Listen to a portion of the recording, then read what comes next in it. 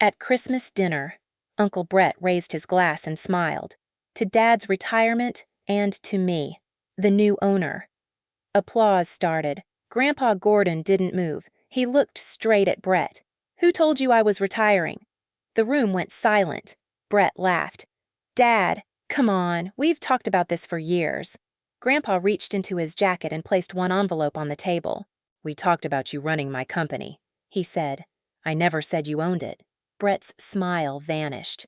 But Grandpa hadn't brought that envelope because of the toast. He had brought it because 3 days earlier, we discovered Brett had started acting like the transfer was done. My name is Lauren Ashford. And by the time Uncle Brett announced himself as the new owner, I had worked at Ashford Commercial Supply for 8 years. I was 36, a CPA, and the company's accounting manager. Before joining the family business, I had spent 6 years in audit and corporate accounting, so Grandpa had never handed me a title just because I was his granddaughter. I earned my place there. Ashford Commercial Supply was not some giant corporation. We had 48 employees, roughly $16 million in annual revenue, and a warehouse outside Columbus that supplied contractors with building materials, safety equipment, and commercial hardware.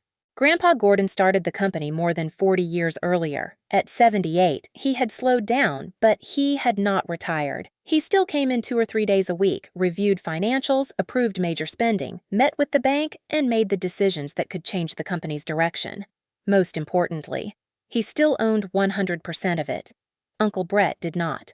Brett was 52 and had worked there for 23 years. He was the general manager. And to be fair, he was good at it. He knew customers by name, understood the warehouse better than anyone, and had helped grow the company. Grandpa trusted him with most daily operations. That trust was real. So was Brett's salary, about $185,000 a year plus bonuses. For years, everyone in the family said some version of the same thing. Someday Brett will take over. I assumed that too. But in accounting, words matter. Taking over operations is not the same thing as owning a company. A manager can run payroll, supervise employees, negotiate with customers, and still own exactly 0%. That was Brett's situation. Grandpa had trusted him with almost everything except ownership, and somewhere along the way, Brett decided the missing piece was only paperwork. By the time the rest of us realized that, he had already started telling people January 1st would make him the owner. The first sign came 5 months before Christmas. A vendor emailed me about an account update and ended with, "Should we change anything when Brett takes ownership January 1st? I read it twice. No ownership transfer had crossed my desk, but that did not automatically mean one did not exist. Family businesses are full of conversations that happen before accounting sees the paperwork. So I did not accuse anyone. I saved the email. A month later, Brett changed his email signature from general manager to president. I asked our office administrator whether Grandpa had approved the title change. She looked confused. Brett's answer was simple. "We're transitioning anyway." That bothered me more than the title itself. Then came the vehicle request. Brett wanted the company to order a $72,000 SUV through our fleet vendor. Our policy required Grandpa's approval for capital purchases above $25,000. I sent Brett the approval form. He pushed it back across my desk. "Dad won't care. I still need his signature." He smiled. "By the time it arrives, I'll be approving these myself." I did not process the purchase. I did exactly what my job required and held it until the proper approval existed. Then Brett started building the next generation. His son Mason was 26, had a marketing degree and some sales experience. Brett wanted to make him business development manager at $92,000 plus incentives.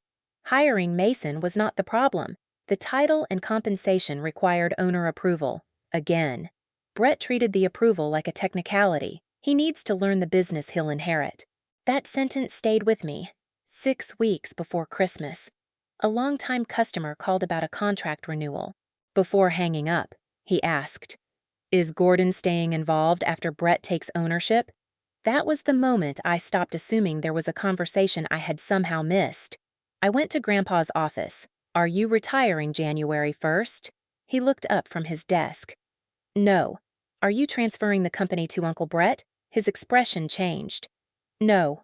I placed the vendor emails in front of him. Then I told him about the title change, the SUV request, and Mason's compensation package. Grandpa did not raise his voice. He just read everything carefully. Finally, he looked at me and asked one question. What else has he been doing? That was when I realized Brett's Christmas toast would not be the beginning of this problem. It would be the moment everyone else finally saw it. And Grandpa was about to find out himself. Grandpa did not confront Brett that afternoon. That was the first thing that surprised me. He called our attorney, then our CPA, and spent the next 3 days reviewing exactly what Brett had authority to do and what he had started doing as if the transfer were already finished. The review did not uncover theft, no forged signatures, no secret bank accounts, nothing dramatic enough to call the police over. What it showed was something Grandpa found more troubling. Brett had started treating future authority like current authority. He had told vendors he would own the company January 1st. He had changed his title without approval. He had pushed a $72,000 vehicle purchase past the normal spending limit. He had tried to place Mason into a senior role at compensation Grandpa had never approved. None of those things, by themselves, meant Brett had stolen the company, together. They showed Grandpa exactly how Brett was thinking. And that mattered because Grandpa had been considering something Brett did not know yet. If Brett eventually bought the company, Grandpa would probably finance part of the sale himself. That meant he would not only be trusting Brett with the business, he would be trusting him with millions of dollars still owed back to him. By Friday, Grandpa had made one decision. He asked the attorney to prepare a one-page management directive. He planned to give it to Brett privately after our annual Christmas dinner. Then Brett stood up before 35 employees and family members and made privacy impossible. He raised his glass. "Dad built this company from nothing," he said. "After 40 years, he deserves to finally enjoy retirement." Grandpa looked up. I saw his expression change. Brett kept smiling. So here's to the end of one chapter. A few people lifted their glasses. And to me, the new owner. Applause started. Grandpa stayed seated. Then he said, "Who told you I was retiring?" The clapping died almost instantly. Brett laughed. "Dad, come on. I asked you a question. We've talked about this for years. We talked about you running the company." Brett shrugged. "Same difference." Grandpa's voice stayed calm. "No, it isn't." Nobody moved. Then Grandpa stood. "I own this company today. No transfer has been signed, and I am not retiring January 1st. Brett's face changed. Grandpa reached into his jacket and placed a sealed envelope in front of him. This was supposed to be a private conversation. Brett looked at the envelope, then at Grandpa. Grandpa said, "We'll finish it Monday." Brett opened it just far enough to read the first line. "Gordon Ashford remains sole owner and managing member, for the first time all night." My uncle had nothing to say. The envelope did not contain a termination letter. It contained something Brett hated more: limits. Grandpa's attorney had written a one-page management directive confirming that Gordon Ashford still owned 100% of the company. Brett remained general manager. Large capital purchases still required owner approval. Senior family hires needed review, and Brett could not represent himself as the owner. Nothing had been taken from Brett, because legally, nothing had ever been transferred to him. The possible succession process was simply paused. Monday morning, Brett walked into Grandpa's office carrying the paper. I was there only because Grandpa wanted me to explain the accounting approvals if they came up. Brett dropped the directive on the desk. "You always said this company would be mine." Grandpa did not argue with the history. "I said you would have the first chance to buy it. After 23 years, that's all I get. A chance you were paid for 23 years. Brett's jaw tightened. Grandpa continued, "Employment is not an installment plan for ownership." Brett looked at me, then back at him. "So, what is this?" "You're taking away my inheritance." Grandpa's expression hardened. "No, you started spending an inheritance I never gave you." That was when Brett finally stopped talking over him. Grandpa opened a second folder. Inside were notes from the attorney, the CPA, and a business valuation advisor. He had been working on a real succession plan, not a gift, a sale. The company was worth somewhere in the $4 to $5 million range, depending on final valuation and debt. Grandpa had been considering giving Brett the first opportunity to buy controlling ownership the following year. The structure was not final, but it could have included a bank loan, money from Brett, and seller financing from Grandpa, so the purchase would not require millions in cash on day one. Brett stared at the pages. You were actually going to sell it to me? I was preparing to offer you a path. Then why are you stopping it? Grandpa leaned back. Because I was considering financing part of that purchase myself. If you cannot respect a $25,000 approval limit before you own the company, why would I trust you while you still owe me millions for it? Brett had no answer. Grandpa tapped the directive. You were closer to owning this business than you knew. Then you decided my signature was a formality. Later. Brett cornered me near accounting. You went behind my back. I asked the owner whether the company had been sold. It hadn't. You knew what Dad intended. So did you. You just skipped the part where he had to agree. Grandpa still did not fire him. He said firing Brett immediately would punish the company too. Brett still knew customers, employees, and operations. The business needed structure first, not a dramatic exit. So Grandpa started searching for an outside president. And if Brett wanted to stay, he would have to report to that person.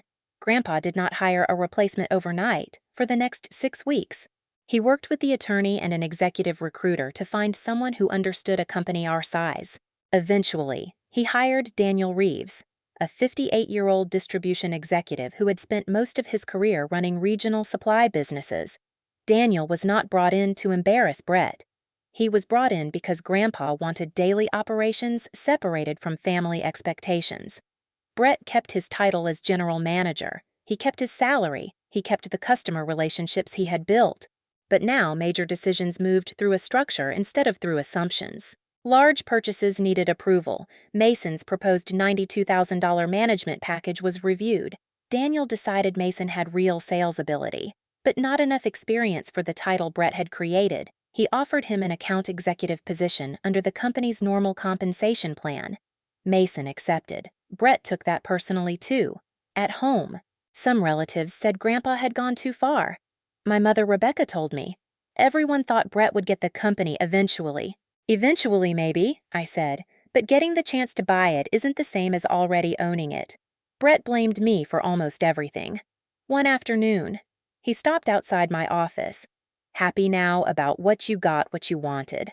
I looked around at the stack of month-end reports on my desk. I'm still doing accounting.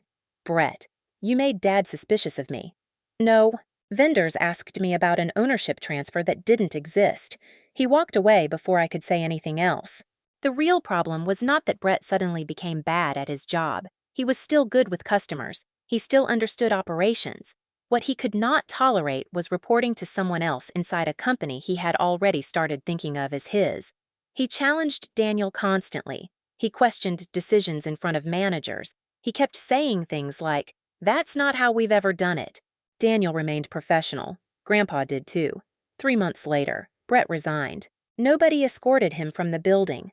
Nobody took his earned retirement money. Payroll processed his final wages and unused vacation according to policy. His vested benefits stayed his. When Grandpa told me, he looked more tired than satisfied. I wanted him to stay. Even after all this, he's still my son, Grandpa said, and he was still good at the job. Then he added, those things don't make him the owner. Brett leaving created real work. Customers needed reassurance. Responsibilities had to be redistributed. Daniel spent months learning relationships Brett had carried for years. There was no victory lap.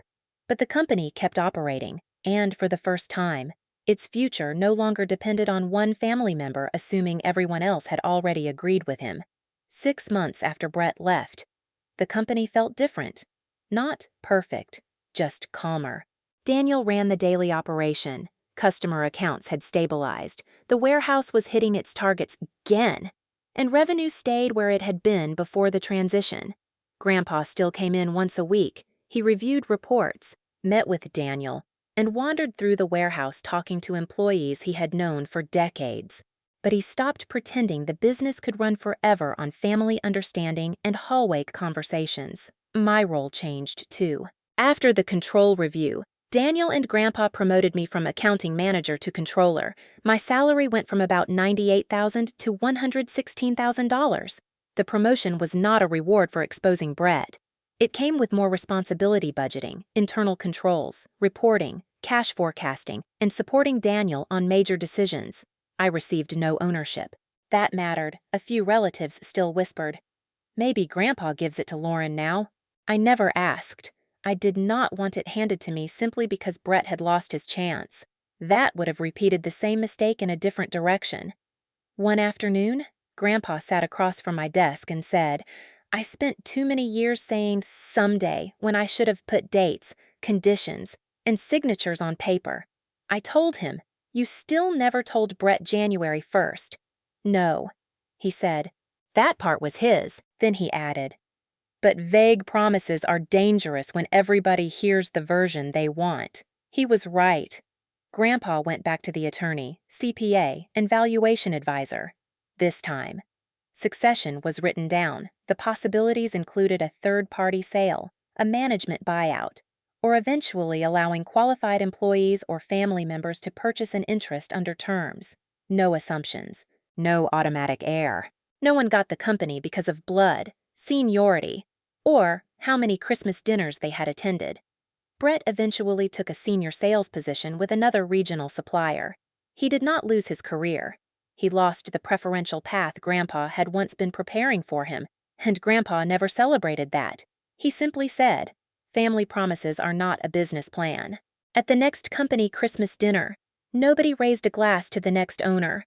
Nobody asked who would inherit the company. For the first time, the question had changed. It was no longer, "Who gets it?" It was, "What's the plan?" And I knew that answer mattered more. A year after Brett's announcement, Grandpa was still not retired. He came in one day a week. Daniel ran the company, and I was still the controller, not the owner, not the heir, just someone doing the job I had earned. At the next Christmas dinner, Grandpa looked around the room and smiled. "No succession announcements tonight," he said. Everybody laughed. Later, he told me, "Funny thing about ownership. The people who respect it usually don't have to announce it." Brett had not lost a company that belonged to him. He lost the chance to buy one because he started acting like Grandpa's permission was only paperwork. And Grandpa learned something too. Trust needed boundaries. Promises needed terms. Family needed the same clarity as any other business relationship. That one arrogant toast did not destroy Brett's future. It simply revealed the problem before millions of dollars and 50 jobs depended on ignoring it. If you were Grandpa, would you have given Brett another chance to buy the company or ended the succession plan too? Comment below. And subscribe for more family betrayal and clean revenge stories.